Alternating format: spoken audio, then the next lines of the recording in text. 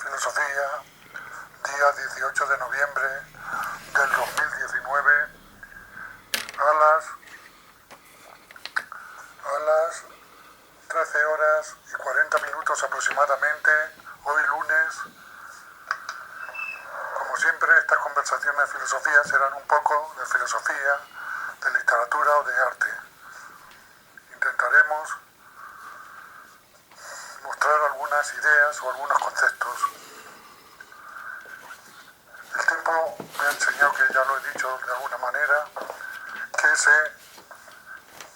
la escritura que se hace, independientemente del género que sea, o de la filosofía que sea, o de otros saberes, no todos, pero digamos que el sistema con el que se utilice, pues condiciona lo que se escribe de alguna manera y condiciona lo que se entiende de alguna manera. Por tanto, yo pienso que hay diversos tipos de escritura, según el medio. Escritura con el bolígrafo, quiero decir, o con la pluma. Escritura manual. Segundo, escritura con ordenador, que permite otras posibles variedades. Dentro de la escritura del ordenador podría estar una variedad de cuando se escribía a máquina de escribir.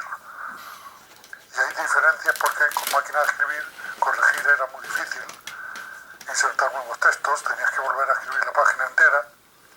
En ordenador esos problemas no existen. Luego estaría una escritura, digamos, como este tipo de grabación, grabadas, con dos variedades, grabadas en audio o grabadas en vídeo, hablando. Y esto tiene unas connotaciones, se pueden notar los silencios, la cadencia de la voz, etc. Y yo entendería otro cuarto tipo de escritura, la escritura realizando dibujos y pinturas, porque para mí los dibujos y las pinturas que realizo son arte, de luego, pero también es un modo de escritura. Por eso estoy hasta la saciedad harto de decir que una pintura, un dibujo, es una pintura y un dibujo, pero también es literatura y filosofía. Y los escritos, sean como sean, estas grabaciones, o en ordenador o lo que sea, están unidos a la parte plástica. En algunos casos está dentro del mismo texto, dibujos, etc. El catolicismo, después de muchos estudios y análisis y juicios, en definitiva, eleva a determinadas personas a la categoría de venerables. El segundo paso sería de beatos y el último paso de santo o santa. Pues se lee y se habla mucho de ética y de moral, pero poco de biografía de santos y de santas, o de beatos o de venerables. Y estos son ejemplos de alto nivel moral y espiritual para este siglo y para los que vengan. Siempre también es que cada persona tiene particularidades debido a su época, a su tiempo, a su psicología, a sus circunstancias, etc. El catolicismo y el cristianismo pierden mucho al no intentar hacer buenas biografías con todos los criterios historiográficos actuales y también religiosos y espirituales, porque sería una forma de enseñar, de pastoral, etc. Y más biografías de personas del siglo XIX y XX que se tienen muchos datos, muchos documentos, etc. Yo creé el Vaticano. Yo, si tuviera alguna influencia en el Vaticano, yo le diría que crearan una comisión dentro de la causa de los santos, que aunque no sea ellos materialmente, inviten a expertos, teólogos y no teólogos, para escribir biografías de santos y santas. El hombre necesita ver buenos ejemplos, grandes ideas morales y espirituales, incluso entendiendo que esa diferencia que hay entre que el Rivera y el Iraburu en su libro Síntesis de espiritualidad católica hablan de santos ejemplares, que son los que están canonizados más o menos, y santos no ejemplares que no llegarán a ser beatificados y todo, pero que serán santos. Igual que lo malo de alguna forma influye y se copia, lo bueno también. Hay que irradiar cosas buenas, incluso para la psicología normal de los seres humanos. En una época de tanta melancolía, depresiones, tristezas, angustias, penas, que además, por otro lado, jamás se vivió como ahora se ha vivido en general. Hablando de otra cuestión, hay temas y cuestiones que yo no trato porque me considero que no tengo suficiente capacidad, o digamos que estoy muy cercano a esa cuestión, por ejemplo, cuestiones de trabajo, etcétera. O porque creo que no quiero levantar demasiadas heridas, quizás no sea tener demasiada valentía como escritor y como pensador, pero por otro lado pienso que yo escribo y pienso sobre multitud de temas que otros no se atreven. Es cierto, como dicen algunos, que la crítica al final tiene un tiempo. Unos críticos, una generación de críticos, viene después otra generación de críticos. Eso es cierto, pero las obras que se desestiman por la primera generación de críticos, o no se valoran, o no se mencionan, pues tiene mucha más posibilidad de que desaparezcan. Por lo cual, la segunda generación de críticos, en relación a la producción de esa obra, pues a lo mejor ya no se encuentran con esa obra, porque está en los cajones, perdida, muy pocos ejemplares, etcétera. Entonces, la crítica, ahí viene el problema. ¿Qué criterios tiene que tener la crítica, sea en arte, sea en filosofía, en literatura, en música, en diseño, etcétera? Por eso sucede que tantos autores están siempre detrás del marketing, de la publicidad, de ser ellos los primeros en comparación con los demás, etcétera, etcétera. Durante siglos, el problema de los escritores y otros artistas, pero escritores especialmente, y pensadores y filósofos, es superar la censura. Hubiese sido censura política o censura religiosa o las dos cosas. Ahora estamos en un terreno de la libertad y el problema está que hay miles, cientos de miles de escritores, de pensadores, de filósofos, y la censura, si es que existe la censura, es la censura económica. Si una editorial privada no te publica, es muy difícil que esa obra llegue al público en general. Puedes haber multitud de otros sistemas ahora, las autoediciones, como siempre ha habido, y editoriales que solo se dedican a las autoediciones. O puede publicarse en internet. Pero la experiencia que yo tengo y lo que yo veo es una limitación enorme de tener eco ya no solo en los expertos, sino en los gente en general que se interesa por esas obras. En los suplementos culturales yo he hecho mucha falta que si un suplemento cultural tiene 10 páginas de literatura o 10 páginas de arte, raramente expresan o hacen la crítica a un libro autoeditado o a un libro que esté en internet. Y lo mismo en arte, en exposiciones, en salas públicas o similares. Y no somos conscientes, quizás porque los suplementos culturales están muy conexionados con las editoriales, con los museos, con empresas, en nombre de empresas de comunicación donde hay periódicos, editoriales, etcétera. Pero si de verdad queremos que la literatura avance y el arte avance, igual que queremos que avance la matemática y la física, tendremos que ir a beber el agua a la fuente, donde esté la fuente, en la montaña que esté o en el recoveco que esté. Yo no digo que todo sea crítica de libros autoeditados o de libros de internet, pero sí hace falta que al menos un libro o dos, una exposición o dos, sea no de galerías privadas importantes, culturales o de museos importantes, sino de museos menos importantes o de salas de exposiciones y los libros que sean también autoeditados, etc. Ya dirá que siempre es mucho más lo malo en calidad, en contenido, y las editoriales ya pasan una criba, y es cierto, pero también las editoriales, poniendo el ejemplo de los libros, también publican lo que creen que van a vender, porque es un negocio y no van a perder dinero, o por lo menos no deben intentar perder dinero con todos los libros. Y quizás en internet o en autoediciones hay libros más libres, digamos, más libertad de expresión y por tanto de contenido, de formas, de continentes, de significantes, de géneros literarios, de combinación de géneros literarios, etc. Y lo mismo válido para las exposiciones y yo supongo que también para la música y todas las demás artes. La nueva legislatura política empieza dentro de unas semanas y yo personalmente temo en muchos sentidos esas sesiones políticas por la gran cantidad de partidos que hay en el Parlamento y por la gran cantidad de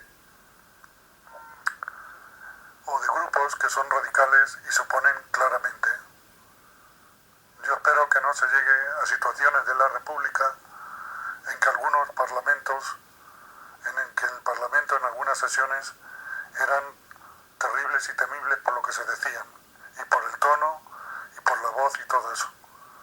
Yo creo que los partidos políticos deberían, antes de empezar, a mostrar datos, conceptos, ideas con respeto, porque los datos son lo que vale la pena, que se preparen mejor las sesiones, los discursos, porque si no puede ser, si en el Parlamento se enfrentan gravemente los parlamentarios, el pueblo les copiará y les seguirá.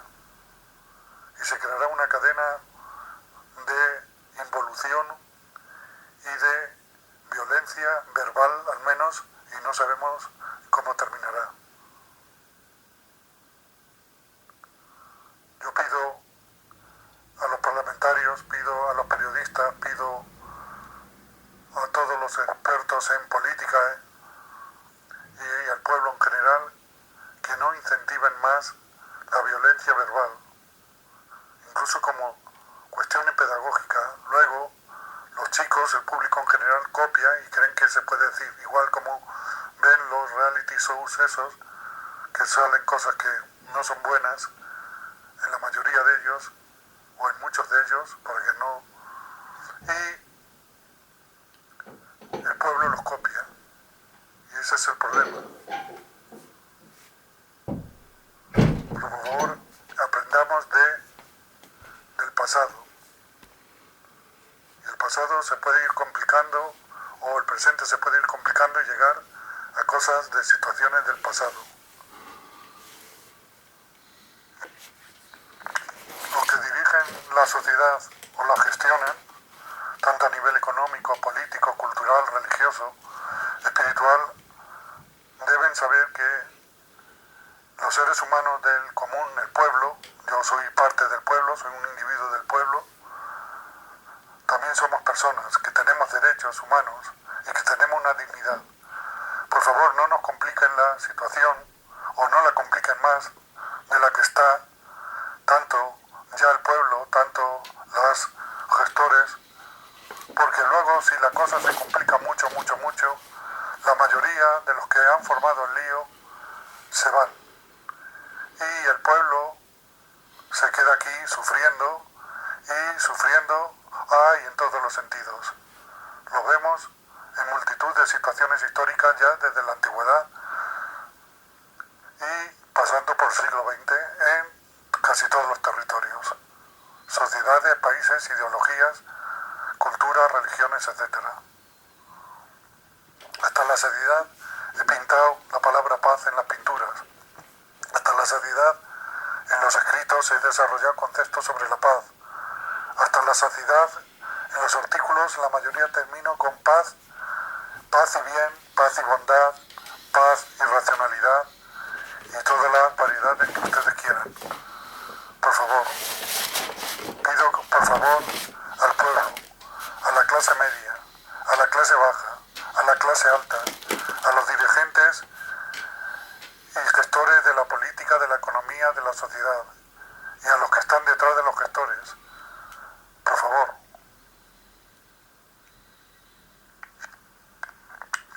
hay una pregunta dura que hay que hacérsela y se debe plantear.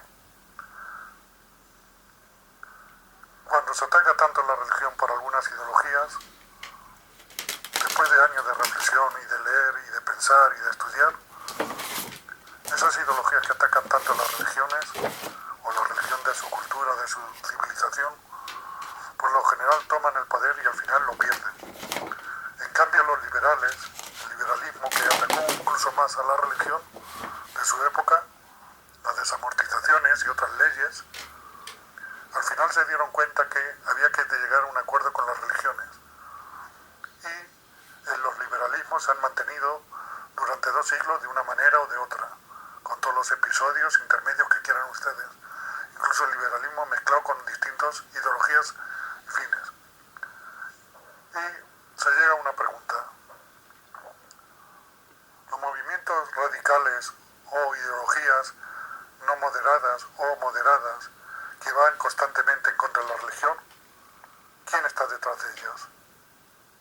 ¿Está detrás de ellas poderes que saben que incentivan ir en contra de las religiones para que esas ideologías nunca tomen el poder o si lo toman lo pierdan y luego lo toman siempre los liberales, conservadores, capitalistas, burgueses o como se les quiera llamar en todas sus mezclas y combinaciones? Porque si de verdad quisieran tomar el poder, llegarían a acuerdos con las religiones.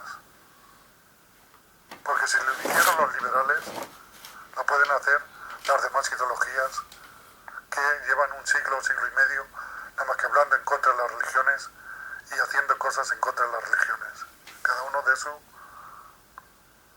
sociedad o su civilización.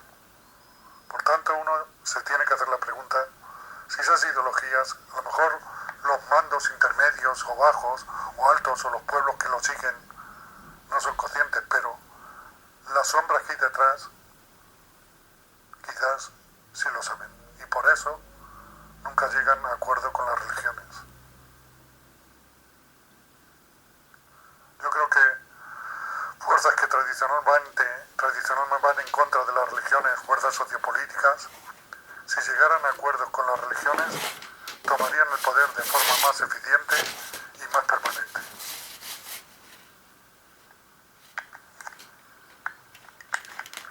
La cuestión es que nadie niega que se puede avanzar en la ciencia, en todas las ciencias, es más, surgirán nuevas ciencias, y en las matemáticas y en la tecnología. Pero se puede avanzar en la filosofía, o lo que llamamos filosofía, se puede avanzar en las artes, se puede avanzar en las teologías y en las religiones y en las culturas en general.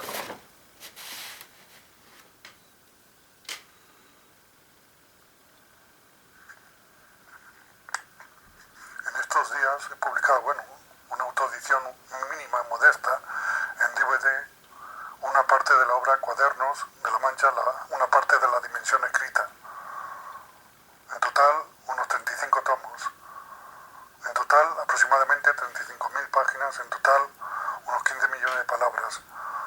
Que titulo esta obra Cuadernos de la Mancha 1, tomo 1 al 19 y del 34 al 49. Dentro hay todo tipo de temas, de cuestiones, de estilos, de géneros y por supuesto habrá muchos errores de muchas maneras. Pero es de alguna forma una verdadera enciclopedia sin sistema, asistemática, donde se tratan cientos y cientos de cuestiones y cientos de preguntas que se dejan, porque las preguntas son muy importantes. quizás más que las respuestas, o al menos tanto como las respuestas y las soluciones.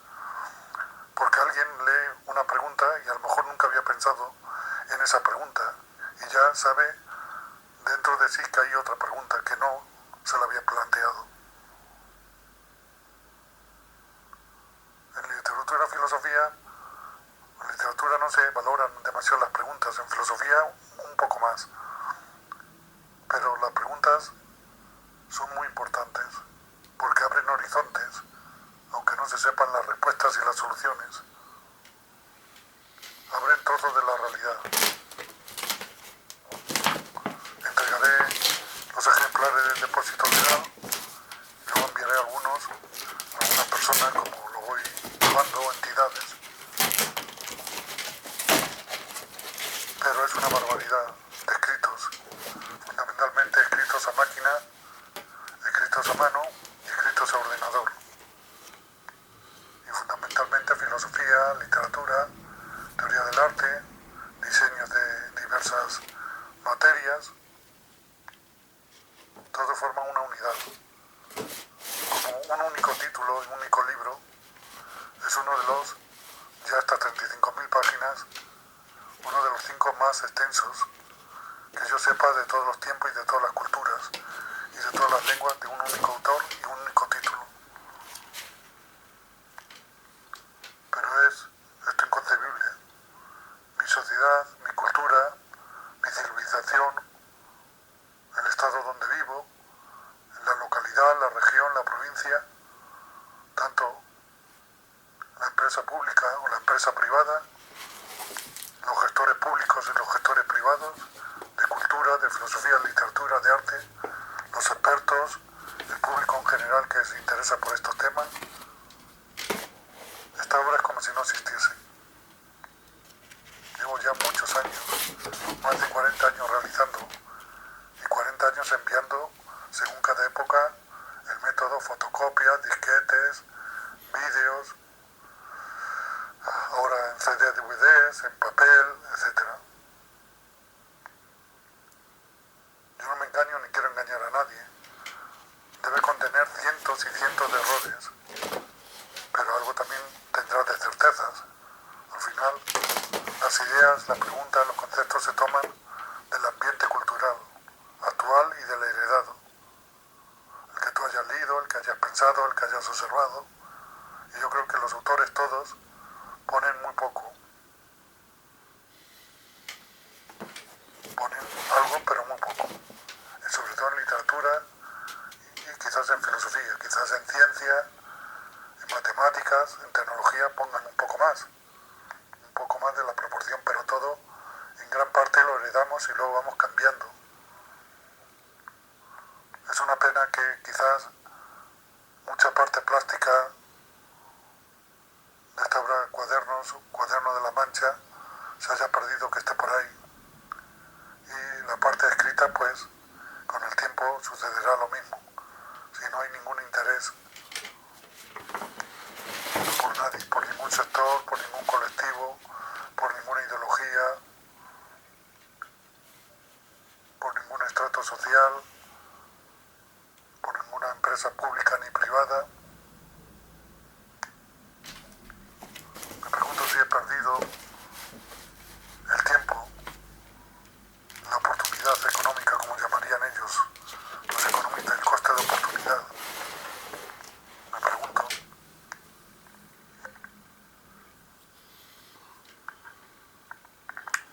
¿Por qué sufren las personas? ¿Por qué se alegran las personas? ¿Por qué unas emociones influyen tanto y otras menos? ¿Por qué? Y esto mezcla con las circunstancias, etcétera. Yo pienso que el arte y las artes, aparte del saber ortodoxo, puede ayudar para superar los sufrimientos o sobrellevarlos y aumentar la alegría y las alegrías. La fotografía tiene muchas definiciones y muchas descripciones. Y decir de fotografía es hablar en general una abstracción enorme, porque hay muchos estilos. estilos, muchas tendencias, muchos contenidos según el autor o los autores, según las generaciones que van pasando. Pero yo, debido a diversas circunstancias, entre otras que no puedo fotografiar a seres humanos en la calle, yo quizás que me haya especializado en estos últimos años en fotografiar cosas que nadie o casi nadie se fija. Cosas en el suelo, cosas en la pared, cosas que las personas tiran, etc. Y eso refleja lo que el ser humano es, lo que la ciudad que fotografío es de alguna manera, tan importante quizás como los grandes acontecimientos sociales o la fotografía de retrato o de grupo o de bodegones, etc. Todo arte, y la fotografía es uno, si el autor lo hace con un sentido estético, todo arte es más que arte, toda fotografía es más que la fotografía. Y si queda y permanece, las generaciones siguientes van viendo nuevos contenidos, porque al final una obra de arte, una fotografía, es un espejo y cada individuo se mira en ella y mira en ella, se mira a sí mismo y mira algo de ella, y cada generación va interpretando la realidad del presente y el pasado de diferente modo. Yo adrede y por una serie de circunstancias he cogido dos máquinas últimas que he tenido. Ya tuve máquinas hace muchos años, pero luego por diversas circunstancias no realicé o apenas realicé fotografías, cosas que lamento, y muchas se han perdido, y no hice fotografías sobre las pinturas y dibujos. Debo confesar que utilizo máquinas muy modestas, adrede muy modestas, y que se puedan meter en un bolsillo de la chaqueta o del pantalón, que no vayas con la cámara, que todo el mundo vea que eres un fotógrafo, lo cual también te trae algunos problemas, porque luego hay personas que salen en la fotografía que tú no los has hecho a ellos, pero salen y tienen problemas. Tuve problemas con fotografiar a un perro, que no debía de fotografiar a su perro, y borré la fotografía para evitar problemas. Un perro que estaba en la calle, un perro que estaba haciendo caca en la calle, para concretar. Debo decir la verdad, al menos hasta ahora, teniendo en cuenta la aceptación por parte del público, sea por parte de los expertos, sea por parte de los entendidos, pues he fracasado como escritor, como pensador, como pintor y en otras facetas. Prácticamente a nadie le interesa. Es cierto que algunos museos se aceptan obras plásticas, libros de artista. A veces luego, para que me envíen el acta de donación, es mucho problema, no sé por qué tanto problema. Un simple papel que escriba las características del libro del artista, las fechas, el autor y firmado y sellado.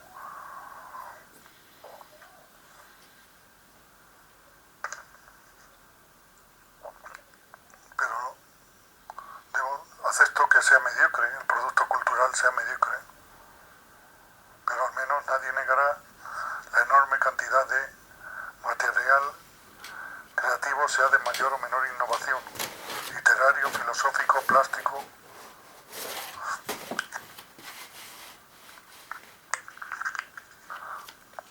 Haremos una pregunta: ¿cómo un ser humano, o muchos seres humanos, pero un ser humano, cae en un error moral grave? ¿O cómo cae en un problema económico grave? ¿O cómo cae en otros problemas graves? Yo creo que esto se debería estudiar. Seguramente se haya estudiado y yo lo desconozco. Como siempre, no tengo que decir, desde todas las ciencias, ciencias sociales y matemáticas y de todo. Y la filosofía y las religiones.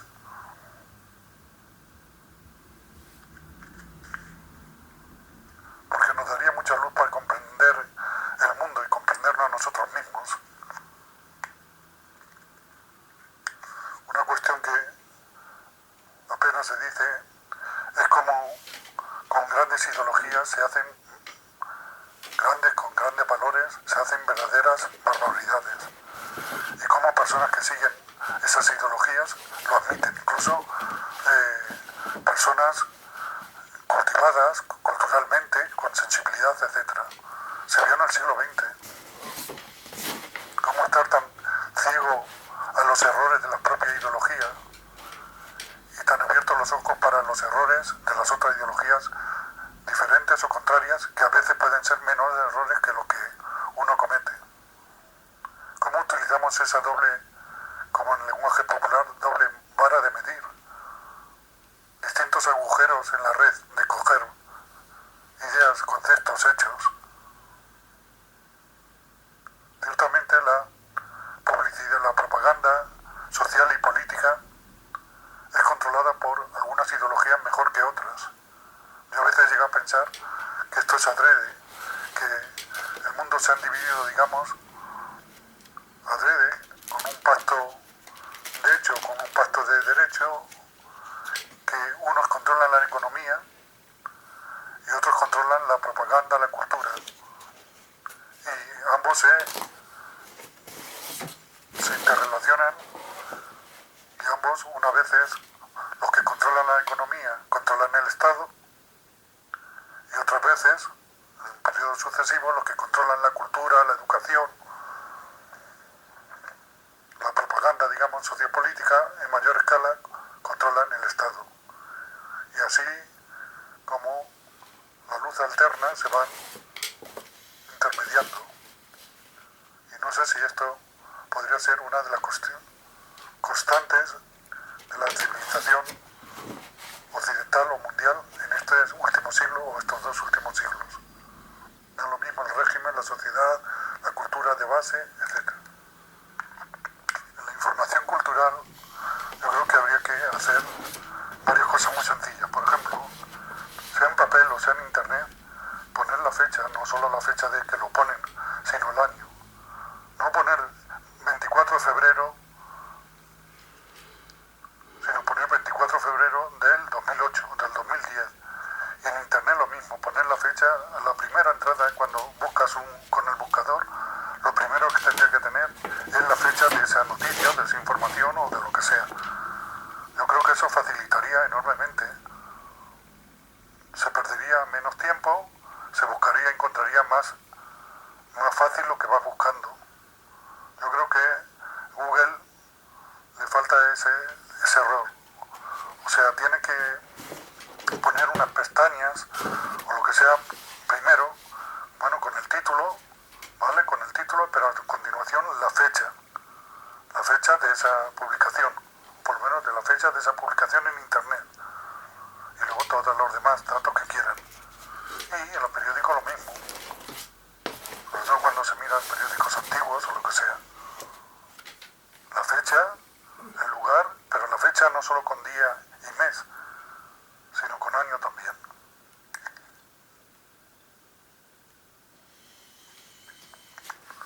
Yo creo que podría ser un pensador, un filósofo, un escritor decente, que abriría algunos nuevos caminos.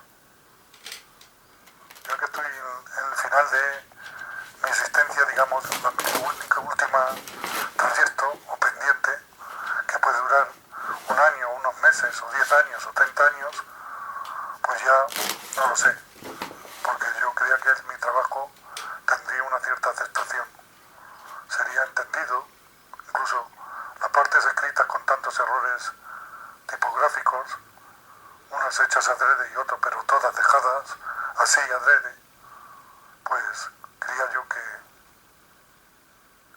decir que es el estilo del no estilo como hablan. Yo creo que el arte, siempre dentro de la legalidad vigente y la moralidad tradicional de siglos, pues, o la moralidad más correcta, y ahí ya es la discusión, pues tiene que intentar avanzar en todas las maneras y todas las formas.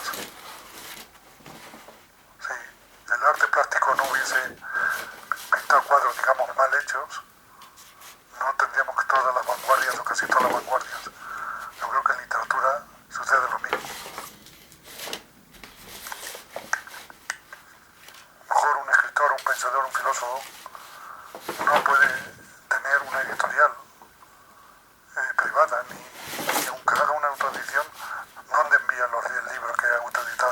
ejemplares o en 500, muchas bibliotecas no lo aceptan. Entonces, la cuestión está que quizás la crítica, los ojeadores de la cultura, a lo mejor deben buscar no solamente lo que publican las editoriales públicas o privadas, sino también cosas que publica la gente en internet o en ediciones muy pequeñas, porque ahí es donde puede haber más innovación, más contenido, más concepto, más posibilidades de comprensión, etc. A lo mejor el autor se juega más el tipo, innova más, porque sabe que no tiene público, ni expertos, ni críticos, y por tanto hace más lo que quiere, y a lo mejor hacer él más que lo que quiere, tanto en cuanto a contenidos y temáticas y estilos, es el que abre nuevas facetas en el arte práctico, en la literatura, en la filosofía, en la música o en lo que sea. Pero el que publica por una editorial pública o privada, a lo mejor ya esa editorial, sus lectores, sus censores, sus intereses priman más. Es lógico que una editorial privada pues tenga en cuenta cómo recoger el dinero que se ha gastado. Es como si los matemáticos solo inventaran ecuaciones o algoritmos que entiendan la mayoría de la gente, ¿no? Ellos tienen que inventar o descubrir o crear algoritmos, ecuaciones o relaciones matemáticas que sean más verdaderas o sean verdaderas y que sean útiles o que sean demostrables en campos a lo mejor que a nadie les interesa, y luego ya se verá. Pues eso es lo que yo siempre he intentado hacer en literatura, en filosofía, en arte, y he pagado el precio del menosprecio, del desprecio, de nunca contestar a miles y miles y miles de cartas y de envíos que he hecho, por no decir docenas de miles en estos más de 40 años. Ciertamente, en cada etapa, según un formato, una vez en papel, en disquete, en vídeo, en CDs, en estos últimos años, ahora en DVDs.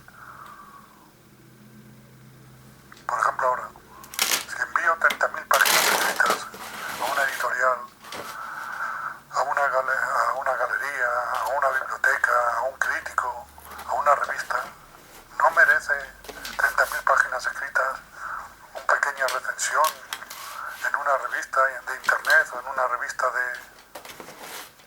en papel, de cultura o de literatura o de filosofía.